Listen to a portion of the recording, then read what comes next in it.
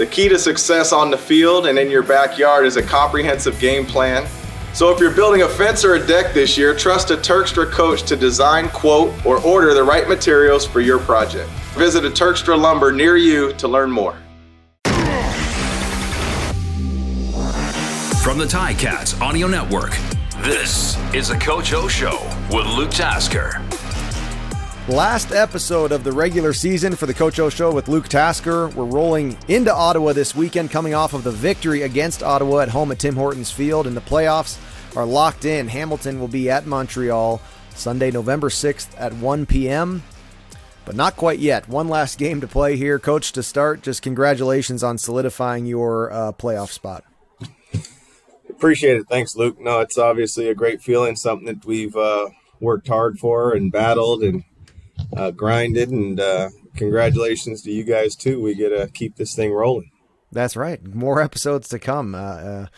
Looking forward to it, and we'll talk after the regular season is finally finished and leading into the playoffs and get ready for all of that. But Coach, at this point in the season, you know, not a year free of adversity or hardship, hard times, and most seasons are not. But your team certainly had their fair share of injuries and early struggles, and now you've won 4 out of the last 5 games. I mean, do you feel good about the level of play at this point?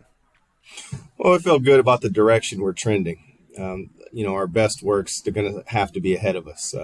What we've done so far is good enough to put us in this position. Just super proud of everybody for staying the course, sticking together, staying together during unreal adversity, and it's just, I'm just excited for the opportunity to win a championship. And, every year there's 3 teams that aren't afforded that opportunity, and the goal is always not to be one.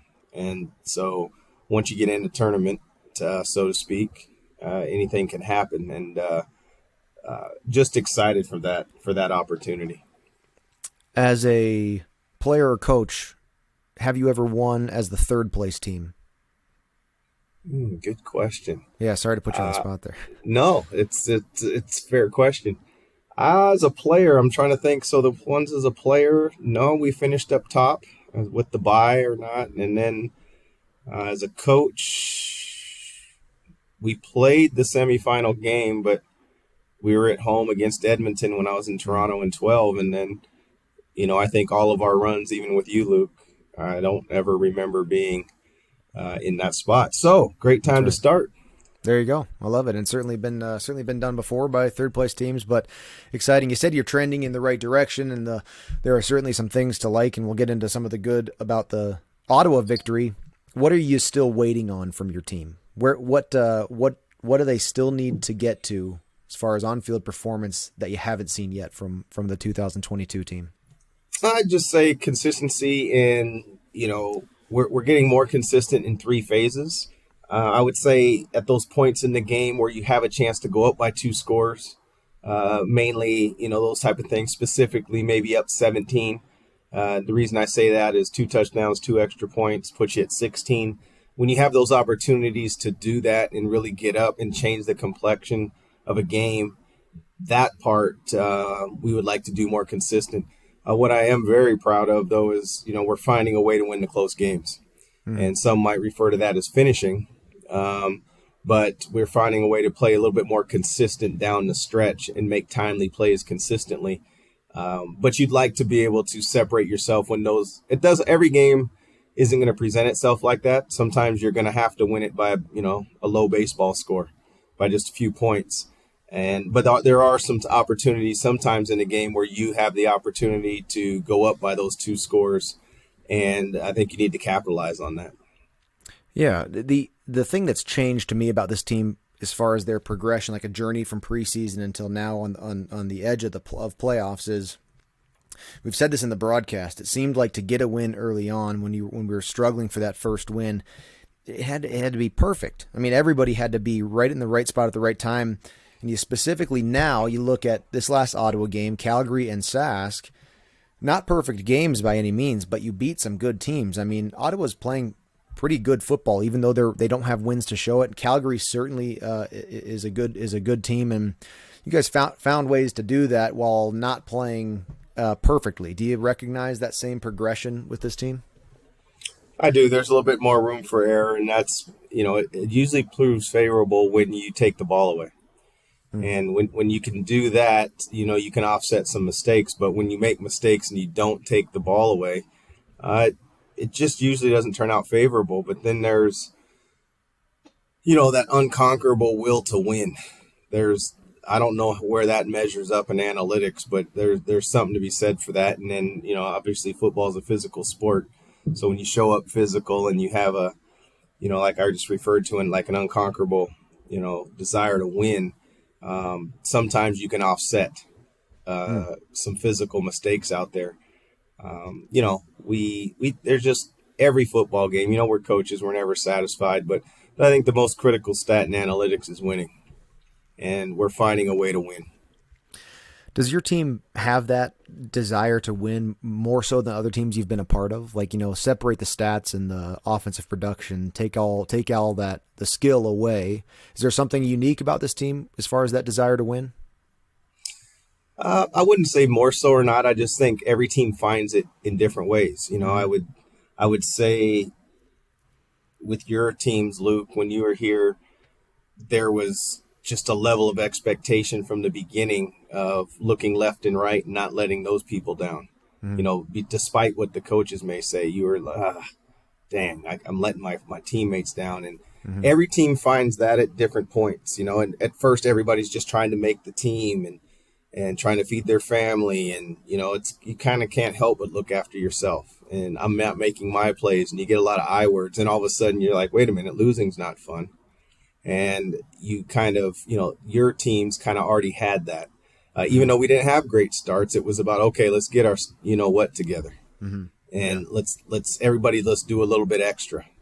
And I think every team finds it at different points. So I wouldn't say that this team has it anymore. I'm saying we found it. Yeah.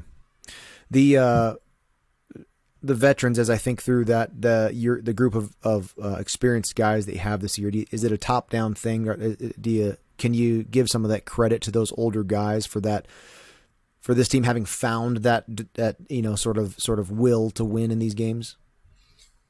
Well, if I'm being completely transparent, the majority of our leaders are on the 6th game, and when you struggle early, when you have the challenges at quarterback, who was a captain. You have Chris Van Zyl, who you can't replace that experience. You have Simone Lawrence on the 6th game. You have Seontae Evans on the 6th game.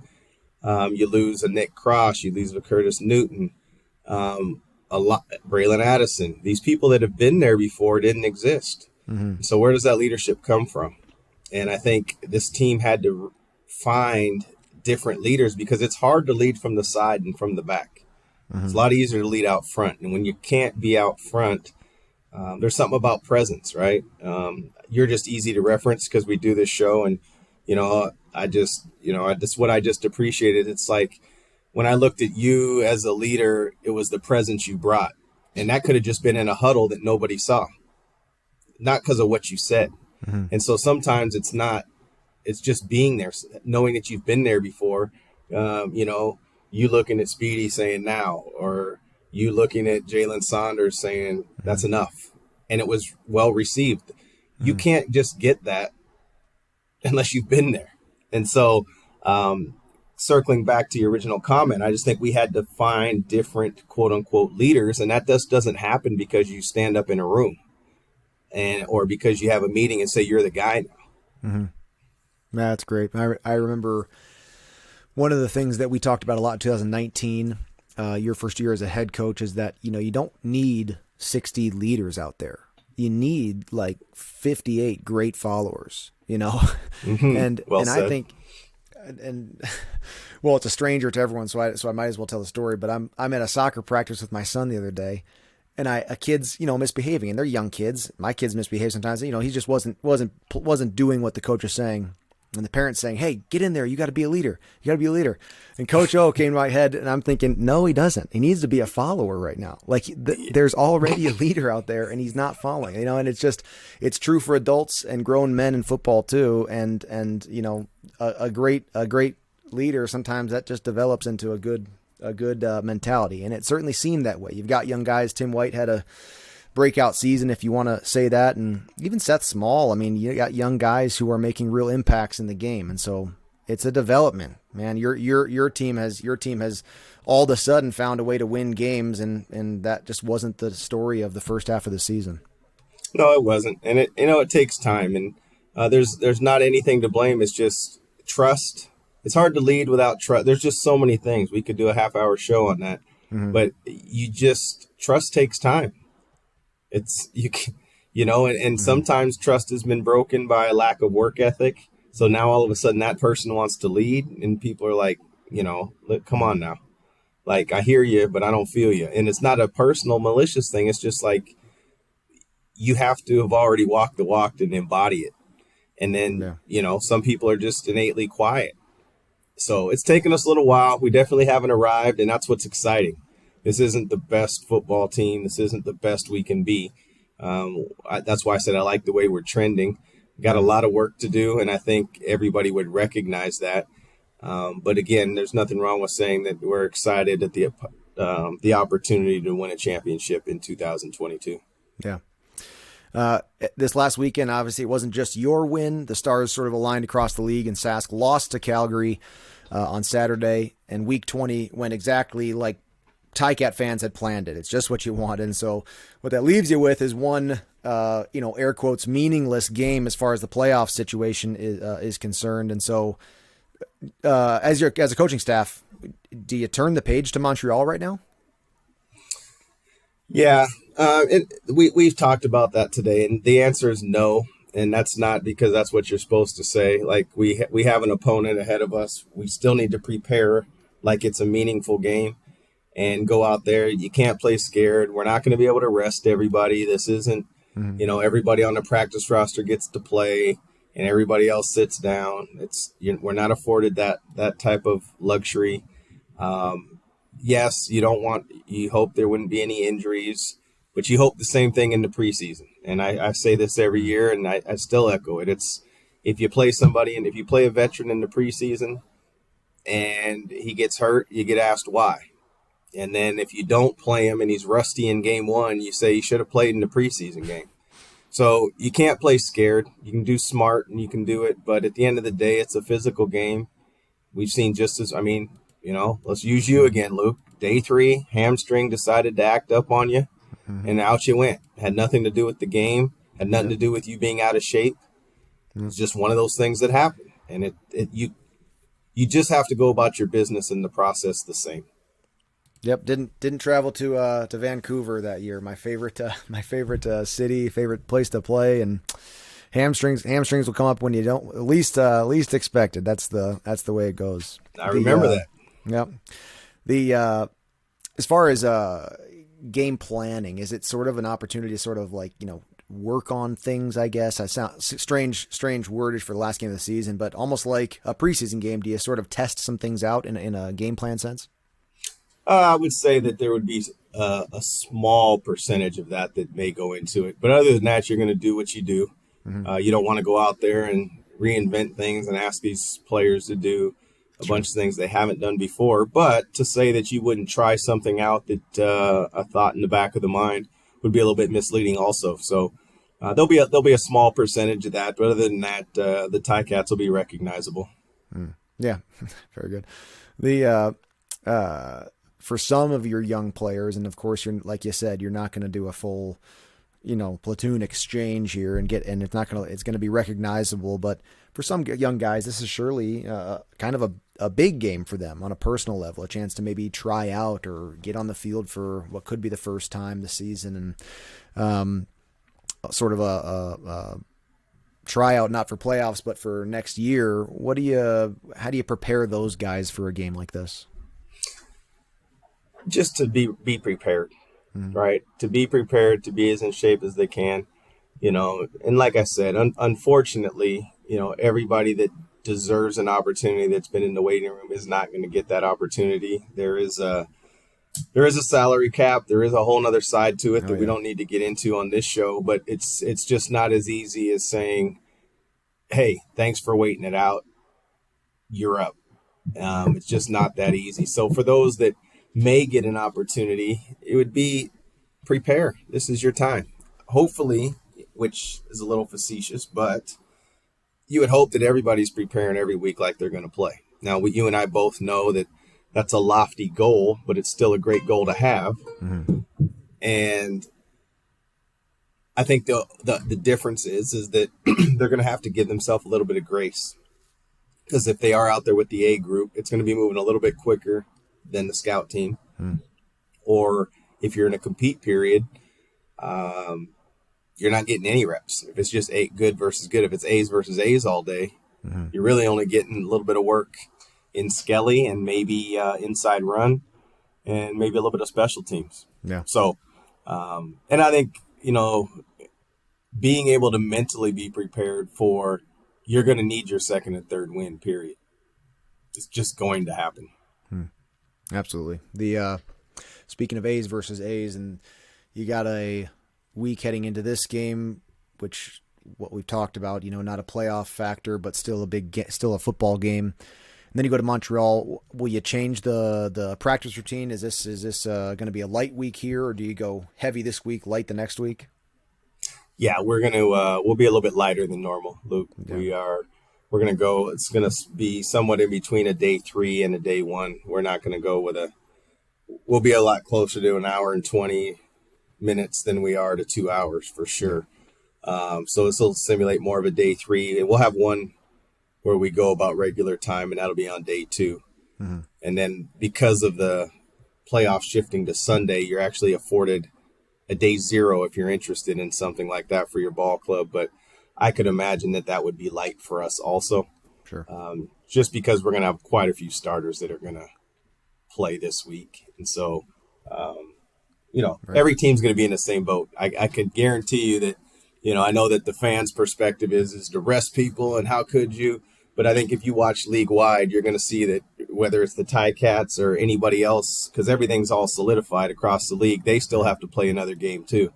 And I think what you're going to see is you're not going to see, 15 changes per team like the outside may anticipate. Yeah. Speaking of fans, Coach, let's get to our fan question of the week. Remember, you can send a question in for Coach O. We pick one every episode to ask, and you can send those to gameday@ticats.ca, and we may pick yours for next week's question. Coach, this week is from Rob. After watching the CFL for many years, it appears to me that there are an inordinate number of penalties called on special teams compared to other facets of the game.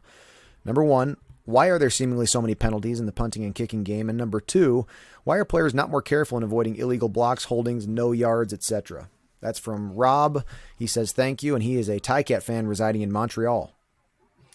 Well, we appreciate it. We look forward to seeing you, Rob, in Montreal. I think that's a fair question, and I wish I had the analytics in front of me to say that there has or has not been more penalties on special teams this year. I can tell you one penalty is down this year is the no yards. And I think the emphasis of it being a 15-yard penalty, no matter what, has really brought about a change there. When it comes to the return game, I just think if you really watch the game, you're allowed to do almost whatever you want on the line of scrimmage. And now if that's grab, hold, now once you try to break away, that's when the penalties are called. And I just think everybody's different in that realm. And so what I'm trying to paint a picture for you is if you could picture a punt return where you're firing off on the line and grabbing the guy, and then he tries to break free and he breaks outside of your frame. Some people know when to let go and some people hold on. And if you hold on and there's a jersey pull, it's going to get called. And it's kind of like the old adage that holding could probably be called on every offensive play at some point, and then some are called and some aren't. I think the quickest way I could answer it is what we try to talk about, Rob, is if you leave it in the ref's hands, it's going to be 50-50 at best. Right? It's reffed by human beings that make errors. And as much as I'm sure they want to keep their flag in the pocket, they still have to call a game that doesn't get out of control, or you're going to get fights and all kind of other things. So I do think coaches do a decent job, Rob, of trying to prevent that, but ultimately the coaches don't play. The players play, and they just have to. It's different from team to team, understanding what a disadvantage it puts your team at when you take those penalties consistently. Yeah, that's great. And I agree, Coach. No yards just kill me. I mean, my blood pressure rises when I see no yards penalties because of when you take the field as a receiver or quarterback or an offensive player and you have to march back. It's just so hard to do that for those return game penalties and all of that. And the other thing is that for every special teams play, the especially in the punt game, you're going from an offensive player to a defensive player. So you're going from blocking to getting blocked. And in that exchange, I always thought it takes a lot of athleticism to do that without holding a jersey, on one side or the other. So It is just a difficult field to be in. But Rob, I appreciate your question. Fans, remember gameday at ticats.ca. That's where you can send your questions in for Coach O. The Coach O Show with Luke Tasker is presented by Turkstra Lumber. Check out the project coaches at Turkstra Lumber. They can help with every part of your home reno, from designing a deck to ordering a new front door. Learn more at turkstralumber.com. And of course, send your questions in for Coach O each week. We'll meet back up here a week from today after you guys head to Ottawa and as you prepare for the playoffs. Coach, best of luck this week, and we're looking forward to the last game of the regular season. Thanks, Luke. Appreciate it. Been an awesome season so far. A lot more to go. More episodes coming, guys. Everybody tune in. This will be an exciting couple weeks here. Another episode of the Coach O Show with Luke Tasker is in the books. Let us know your thoughts. Email us at gameday@ticats.ca. Coach O and Luke are back next week to discuss the latest from the locker room. Subscribe to the Ticats Audio Network on Spotify or wherever you get your podcasts.